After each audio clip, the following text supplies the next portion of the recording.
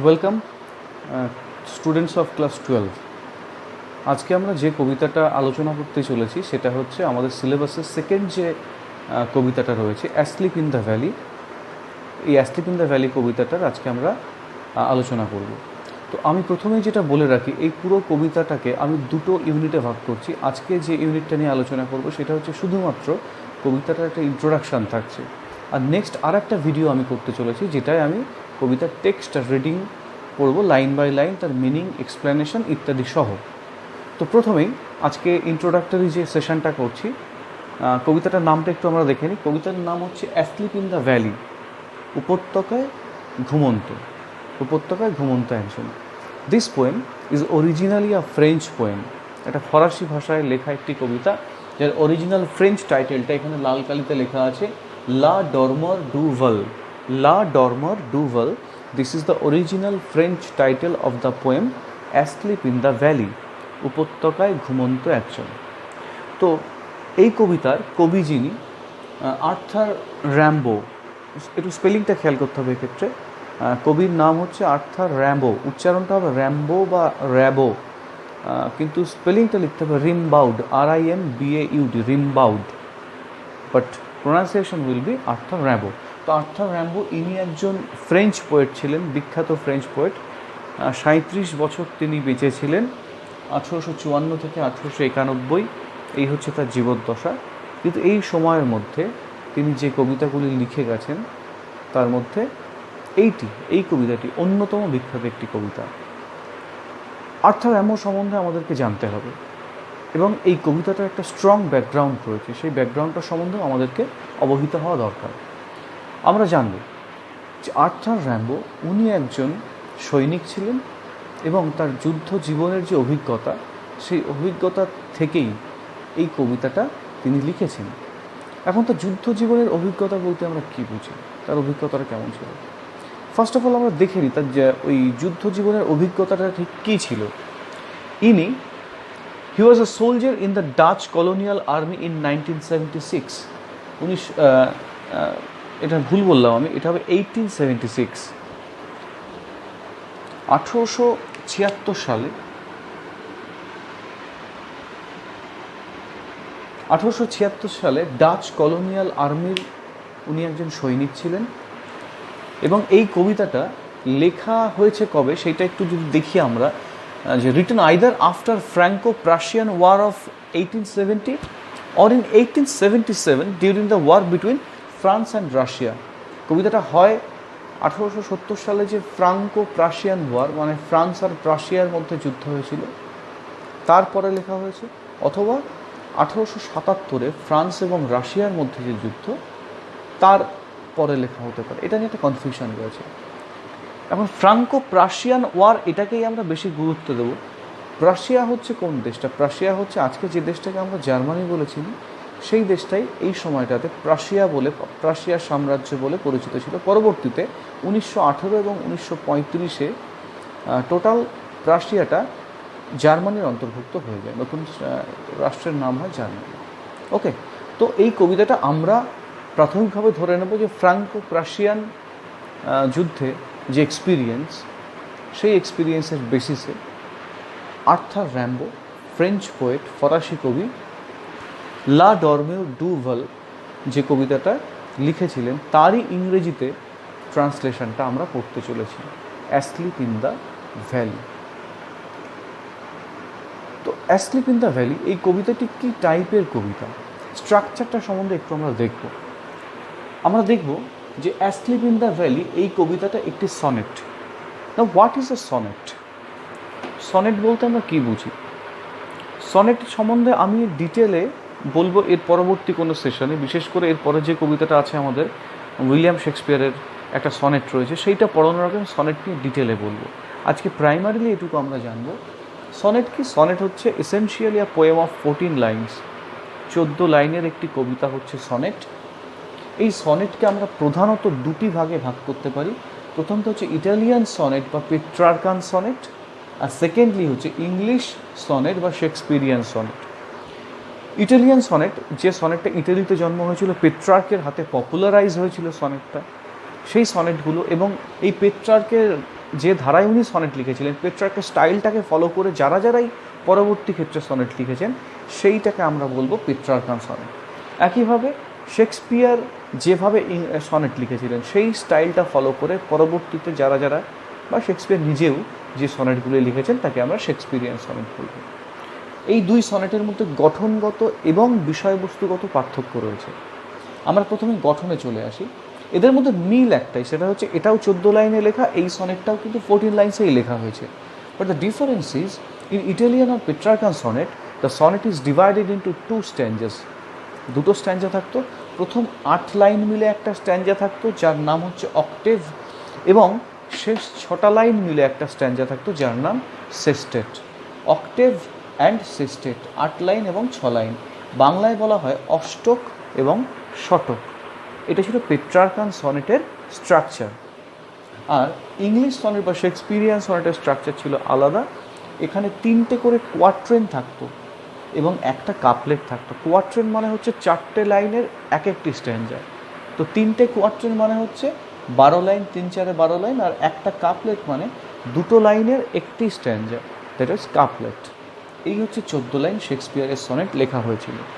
আমরা যে সনেটটা এখন পড়তে চলেছি, অ্যাসলিপ ইন দ্য ভ্যালি, এই অ্যাসলিপ ইন দ্য ভ্যালি সনেটটা কিন্তু পেট্রার্কান সনেট এই স্ট্রাকচারে লেখা হয়েছে, অর্থাৎ অক্টেভ এবং সেস্টেট এই দুটোর মাধ্যমে সনেটটিকে বোঝানো হয়েছে। তো এই হচ্ছে স্ট্রাকচার গেল। Now the most important is the theme of the sonnet. এই সনেটটির বিষয়বস্তু কী, বা আর্থার র্যাম্বো এই কবিতার মধ্যে দিয়ে কোন বিষয়টাকে উনি হাইলাইট করতে চেয়েছেন, সেইটা এবার দেখে নেব আমরা। প্রথমে বলে রাখি, the main theme, the predominant theme of this sonnet is futility of war and pity of war. এই দুটো টার্ম খুব important, futility of war and pity of war. Now what is futility of war? Futility মানে হচ্ছে অসারতা, যার মধ্যে কোনো সারবস্তু নেই, বা নিষ্ফলতা, মানে যুদ্ধের সারবত্তাহীনতাকে বোঝানোর জন্য এই সনেটটা উনি রচনা করেছেন, যে there is nothing significant in war, there is nothing glorious in war. এই বিষয়টাকে উপস্থাপন করেছেন উনি তার এই সনেটে। তাই যুদ্ধের নাথিংনেস, কিছুই নেই যুদ্ধের মধ্যে, একটা ফাঁপা অসার বস্তু, this is the theme of the sonnet. একই সঙ্গে আমি আর একটা জিনিস মেনশন করেছি, pity of war. Pity of ওয়ারটা, এই টার্মটা নিয়ে এই ব্যাখ্যায় আমি একটু পরে আসছি। তো এই বিষয়বস্তুর ওপরে 14 লাইনের সনেটটা লেখা হয়েছে। তো ফিউটিলিটি অফ ওয়ার যেহেতু এই সনেটের থিম, যুদ্ধের নিষ্ফলতা, যুদ্ধের অসারতা, তো আমরা বলতে পারি এই কবিতার মধ্যে দিয়ে কবির একটা anti romantic concept of war আমরা পাচ্ছি। এই জায়গাটা আমি একটু ভালো করে ব্যাখ্যা করতে চাইছি, সবাই একটু বোঝার চেষ্টা করবি। যুদ্ধ সম্বন্ধে একটা অ্যান্টি রোম্যান্টিক কনসেপ্ট রয়েছে কবির, বিকজ কবি নিজে তো যুদ্ধ করেছেন, যুদ্ধটাকে নিজে প্রত্যক্ষ করেছেন, তাই যুদ্ধের নেগেটিভ সাইডগুলো সম্বন্ধেও তিনি যথেষ্ট অবহিত, এবং যুদ্ধের সেই প্রত্যক্ষ অভিজ্ঞতার পরেই কিন্তু এই সনেটটি এসছে, যে সনেটের বিষয়বস্তু হচ্ছে যুদ্ধের অসারতা, যুদ্ধের নিষ্ফলতা, যুদ্ধের ফিউটিলিটি। ফিউটিলিটি কথাটার অর্থ হচ্ছে নাথিংনেস, অসারতা। তো সবার আগে anti romantic concept of war এইটা বলার আগে আমরা একটু রোম্যান্টিক কনসেপ্ট অফ ওয়ার বলতে কী বুঝি একটুখানি জাস্ট জেনে নিই। এখানে রোম্যান্টিক কথাটা নিয়ে একটু বলার আছে। রোম্যান্টিক বলতে আমরা সাধারণভাবে কী বুঝি? রোম্যান্টিক শব্দটা আমাদের কাছে ভালোবাসা, প্রেম, এখানে রোম্যান্টিক শব্দটা আমরা সাধারণভাবে ব্যবহৃত হতে দেখে অভ্যস্ত আমরা। কিন্তু যুদ্ধের ক্ষেত্রে রোম্যান্টিক কনসেপ্টটা কী? আমি তো বলে রাখি, রোম্যান্টিক বলতে আমরা ঠিক যেটা বুঝি, একটা রোম্যান্টিক মুভি, একটা রোম্যান্টিক সং। রোম্যান্টিক মানে কিন্তু শুধুমাত্র ওইটুকু নয়। রোম্যান্টিক মানে যে শুধুমাত্র ভালোবাসা, এটা নয়। রোম্যান্টিকের অর্থটা আরও অনেকটাই ব্যাপক। এক কথায় যদি আমি বলি হোয়াট ইজ রোম্যান্টিসিজম, এক কথায় সাম আপ করে বলা যেতে পারে, ইট is the revolt against realism. What is realism? যেটা কিনা কঠোর বাস্তব, সেই কঠোর বাস্তবের বিরুদ্ধে বিদ্রোহ ঘোষণা করা, একটা প্রতিবাদ জানানো, সেটাকেই বলা যেতে পারে রোম্যান্টিক। ক্লিয়ার? যেটা নির্মম বাস্তব, নির্মম সত্য, সেটাকে একটা প্রতিবাদ করা, এটাই হচ্ছে রোমান্টিক। একটু ব্যাখ্যা করি এটাকে। ফর এক্সাম্পল, আমরা যখন কোনো যুবক যুবতী, কোনো ছেলে মেয়ে, তারা একে অপরের সঙ্গে ভালোবাসার একটা বন্ধন, একটা সম্পর্কে আবদ্ধ হচ্ছে, আমরা বলতেই পারি তারা খুব রোম্যান্টিক, একটা রোম্যান্টিক জুটি বলতে পারি, একটা গানকে রোম্যান্টিক গান বলতে পারি, কারণ সেই গানটা মধ্যে অনেক ভালো ভালো জিনিস বর্ণন থাকে। বা সেই যখন একটা ছেলে একটা মেয়েকে, বা একটা মেয়ে একটা ছেলেকে ভালোবাসছে, তখন কিন্তু তাদের মধ্যে কোনো নেগেটিভ ফোর্সটা কাজ করে না, সব কিছুই তাদের কাছে খুবই পজিটিভ মনে হয়। এবং এই পজিটিভ মনে হওয়াটাকেই কিন্তু আমরা রোম্যান্টিক বলতে পারি, কারণ এটা বাস্তব নয়। একটা মানুষের মধ্যে ভুল ত্রুটি সব কিছু থাকে, কিন্তু একটা মানুষকে যখন আমরা ভালোবাসছি, তখন তার ত্রুটিগুলো আমাদের চোখে কম ধরা পড়ছে, তার গুণগুলো আমাদের সামনে হাইলাইটেড হচ্ছে। আমরা যেন রঙিন চশমা একটা পরে পুরো পৃথিবীটাকে দেখতে অভ্যস্ত হয়ে যাচ্ছে। তারপর একটা সময় আসে যখন বাস্তবের সঙ্গে আমাদের ধাক্কা লাগে, আমরা হোঁচট খাই, রঙিন চশমাটা চোখ থেকে খুলে পড়ে যায়, আমরা রুক্ষ শুষ্ক বাস্তবটাকে উপলব্ধি করতে পারি। দ্যাট ইজ রিয়েলিটি, যেটা এখনও আছে এবং আগেও ছিল। কিন্তু আগে আমার চোখে যেহেতু ওই রঙিন চশমা ছিল, ওই রঙিন চশমা দিয়ে দেখছিলাম বলে সব কিছু রঙিন লাগছিল। তাহলে what is romantic? That it is the revolt against realism. It is just opposite to the reality. আমরা বাস্তবটাকে যখনই অস্বীকার করতে চাইছি, তখনই আমরা আইডিয়াল কোনো একটা কিছু জায়গায় একটা ভুল ধারণার বশবর্তী হয়ে কাল্পনিক একটা ইমাজিনারি একটা জায়গায় বিচরণ করতে ভালোবাসি, সেটাকে আমরা রোমান্টিক করি। ওকে, আর what is romantic concept about war? আমরা প্রত্যেকেই জানি যে যুদ্ধে কী হয়। যুদ্ধে গেলে ক্ষয়ক্ষতি হয়, লোকজন মরে যায়, প্রচুর অসহায় লোক সেখানে মৃত্যুবরণ করে। বিশেষ করে ইয়াং সোলজার যারা পলিসি মেকার, তারা জেনারেলি ঠান্ডা ঘরে বসে তারা পলিসি তৈরি করে, কিন্তু মরে কারা? Young soldier. তারা কিন্তু বৃদ্ধ নয়, সব ইয়াং সোলজার, যাদের মধ্যে অনেক পসিবিলিটিস রয়েছে। আচ্ছা, ওই ইয়াং সোলজাররা যুদ্ধে যায় কেন যায়? তারা যায় এই কারণে, বিকজ এদেরকে বেশ তাতিয়ে দেওয়া হয়। এদের মধ্যে দেশপ্রেমের, দেশভক্তির একটা মানে এদের ব্রেন ওয়াশ করা হয় দেশভক্তির ওষুধ দিয়ে, যে তুমি যদি তোমার দেশের জন্য প্রাণও দাও, তাহলেও তুমি শহীদ হয়ে যাবে। এমনি প্রাণ দেওয়ার থেকে দেশের জন্য কিছু করে প্রাণ দেওয়া ভালো। এবং যুদ্ধ হচ্ছে সেই জায়গা, যে জায়গায় তুমি তোমার দেশপ্রেম দেখাতে পারবে, তুমি তোমার দেশের প্রতি ভালোবাসা শো করতে পারবে, বীরত্ব দেখাতে পারবে। তো এই রকম বেশ ফুলিয়ে ফাঁপিয়ে যুদ্ধটাকে একটা হাইলাইট করে, যুদ্ধ একটা দারুণ জায়গা, এইভাবে যুদ্ধটাকে রিপ্রেজেন্ট করা হয়। এবং আমরাও সবাই সেই তাতে করে খুব ইন্সপায়ার্ড হয়ে যাই, খুব মোটিভেটেড হয়ে যাই এবং যুদ্ধ করতে যাই। এবং যখন যুদ্ধ করতে যাই, তখন গিয়ে আমরা দেখি যে যুদ্ধটা কিচ্ছু না, যুদ্ধে শুধু এ গুলি করছে, ও মরছে, আর ওর গুলিতে আমাদের লোক মরছে। এই তো যুদ্ধ মানে তো প্রচুর প্রাণ নিয়ে খেলা করা হয়। প্রাণের হত্যা ছাড়া যুদ্ধ তো আর কিছু প্রডিউস করতে পারে না। War cannot produce anything, but it destroys everything. যুদ্ধ কোনো কিছু সৃষ্টি করার ক্ষমতা নেই। ঈশ্বরের সৃষ্টি এই মানুষ, এই মানুষদেরকে ধ্বংস করতে পারে যুদ্ধ। তো এই ওয়ার নিয়ে বিখ্যাত একটা কথা আছে, যে war is the place war organised butchery of young boys are taken place. যুদ্ধ এমনই একটা জায়গা যেখানে প্রচুর ইয়াং ছেলেদেরকে অর্গানাইজড ওয়েতে বুচারি করা হয়, জবাই করা হয়। এছাড়া যুদ্ধের কোনো তাৎপর্য নেই। একজন সোলজার, একজন সৈনিক যখনও সে যুদ্ধে যায়নি, যুদ্ধকে প্রত্যক্ষ করেনি, তখনও তার যুদ্ধ সম্বন্ধে খুব রোম্যান্টিক কনসেপ্ট থাকে, ভালো ভালো আইডিয়া থাকে। কিন্তু যখন সে যুদ্ধে যায়, গোলা বারুদ ফেস করে, তখন কিন্তু তার এই আইডিয়াটা চেঞ্জ হয়ে যায়। সে তখন বুঝতে পারে যে war is not the place of showing our heroism, war is not the place of showing our patriotism, দেশভক্তি দেখানোর জায়গা না, but it is the cruel ground war only butchery can be taken place. এই জিনিসটা বোঝার পর তখন তার মনে যে উপলব্ধিটা আসে, this is the anti romantic concept of war. এবং এই কবিতায় আমরা দেখতে পাবো, যেহেতু আর্থার র্যাম্বো আমাদের এই কবি, উনি প্রত্যক্ষভাবে যুদ্ধে অংশগ্রহণ করেছেন। যুদ্ধের ভয়াবহতা, যুদ্ধের যে নৃশংসতা, সে সম্বন্ধে তিনি যথেষ্ট ওয়াকিবহাল। তাই তার কলম থেকে এই যে কবিতাটা বেরিয়ে এসছে, অ্যাসলিপ ইন দ্য ভ্যালি, এই কবিতার কোথাও কিন্তু যুদ্ধকে গ্লোরিফাই করা হচ্ছে না, বরং যুদ্ধের যে নিষ্ফল দিকটা, যে war cannot produce anything, it only destroy, এই বিষয়টাই কিন্তু বারবার করে বিভিন্ন ওয়ার পোয়েটদের কবিতায় ফুটে এসছে, এবং আর্থার র্যামো তার কোনো ব্যতিক্রম নয়। অ্যাসলিপ ইন দ্য ভ্যালি কবিতায় আমরা এই বিষয়গুলির দিকে নজর রাখব। কেন আমরা এই কবিতাটাকে অ্যান্টি ওয়ার পোয়েম বলছি? এই কবিতাটাকে আমরা কি বলবো? অ্যান্টি ওয়ার পোয়েম, যুদ্ধ বিরোধী কবিতা, যেখানে কবির anti romantic concept of war আমরা দেখতে পাবো। যুদ্ধ সম্বন্ধে একটা অ্যান্টি রোম্যান্টিক কনসেপ্ট। ক্লিয়ার হলো জায়গাটা? আর এই কবিতায় আমরা আরও কয়েকটা জিনিসের দিকে একটু নজর রাখবো। This poem is full of various images, symbols, contrast and আইরনিস।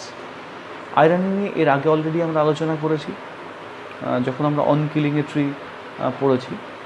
এই কবিতার মধ্যে আমরা আইরনি দেখতে পাবো, আমরা অনেক কন্ট্রাস্ট দেখতে পাবো, বিভিন্ন কন্ট্রাস্ট মানে বৈপরীত্য।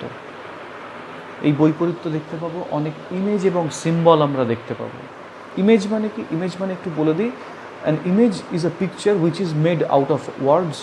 শব্দ দিয়ে ছবি তৈরি করা, সেটাকেই ইমেজ বলা হয়। কবি কিছু শব্দ লিখবেন এবং সেই শব্দগুলো যখন পাঠক পড়বে, সে তার চোখের সামনে একটা তার ছবি কল্পনা করে নিতে পারবে, তখন সেইটাকে বলবো ইমেজ। আমরা অনেক সিম্বল দেখতে পাবো। সিম্বল মানে কি? প্রতীক। সিম্বল মানে প্রতীক। What is symbol? Symbol is also an image, but it has a concept. সিম্বলে এক ধরনের ইমেজ, কিন্তু তার একটা কনসেপ্ট আছে, তার পেছনে একটা নির্দিষ্ট ধারণা আছে। একটা এক্সাম্পল দিই। ফর এক্সাম্পল, কবি খুব সুন্দর একটা ল্যান্ডস্কেপের বর্ণনা দিচ্ছেন, একটা দৃশ্যের, একটা প্রাকৃতিক দৃশ্যের একটা সুন্দর উপত্যকার বর্ণনা দিচ্ছেন। সেই বর্ণনাটা আমরা পড়ছি আর আমরা ভিজুয়ালাইজ করতে পারছি উপত্যকাটা কেমন। তাহলে ওই লেখাটার মধ্যে আমরা ইমেজ বা ইমেজারি খুঁজে পাবো। আবার আরেকটা এক্সাম্পল দিই। হয়তো কবি লিখছেন এমন একটা ইমেজ, তিনি হয়তো লিখলেন হোলি ক্রস বা ক্রস।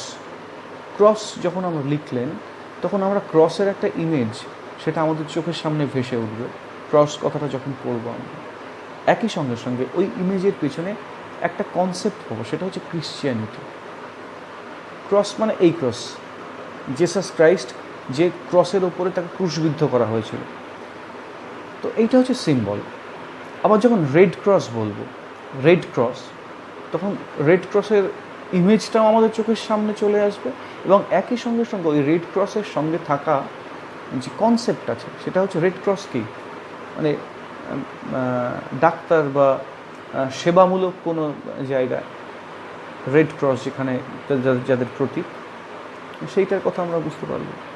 তো এই বিভিন্ন ইমেজ রয়েছে, সিম্বল রয়েছে, কন্ট্রাস্ট, আইরনি, এত কিছু অলংকার দিয়ে কবিতাটা পরিপূর্ণ।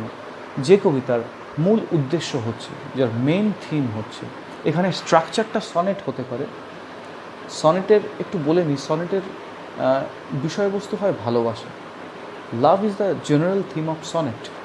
কিন্তু এখানে এই কবিতার এই সনেটের থিমটা হচ্ছে ফিউটিলিটি অফ ওয়ার। বারবার করে কথাটা বলছি, এই কবিতাটা যতবার পড়ব এই দুটো টার্ম বারবার করে আমাদের হাইলাইট হবে, futility of war and pity of war.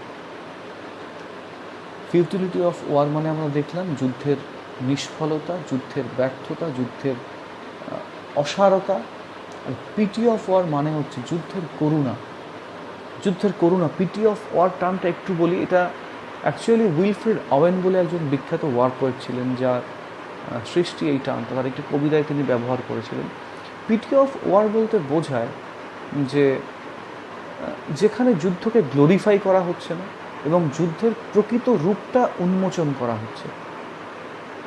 আর পাঁচটা সাধারণ মানুষ যারা যুদ্ধের একটা যে গ্লোরিফিকেশান হয়, আমরা তাতে করে সবাই খুব মেতে যাই। আজকে যদি কোনো কারণে সরকার অ্যানাউন্স করে যে পাকিস্তানের বিরুদ্ধে যুদ্ধ হবে, আমরা সবাই খুব তেতে যাব। কিন্তু ওই যুদ্ধ যারা করতে যাচ্ছে, ব্যাটেল, হয়তো এইরকম বেশ ইন্সপায়ার্ড হয়ে আমরাও অনেকে সেরকম উদ্বুদ্ধ হয়ে যুদ্ধে চলেও যেতে পারি।